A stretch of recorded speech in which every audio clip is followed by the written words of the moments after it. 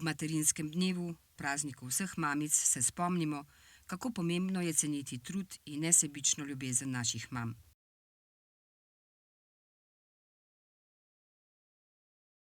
Ob tej priložnosti je spletna TV obiskala mlado gluho mamico Beti. Stara je 20 let in kljub gluhoti ne pozna ovir. Pred 3 meseci je postala mamica deklici, ki ji je ime Stela.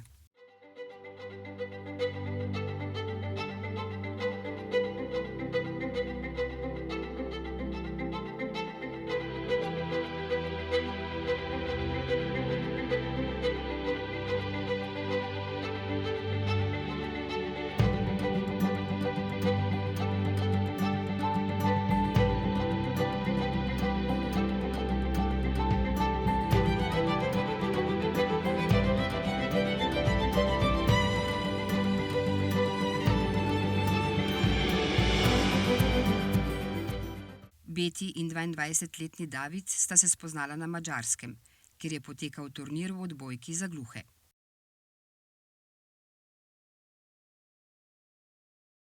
Iskrica ljubezni se je zasvetila v trenutku.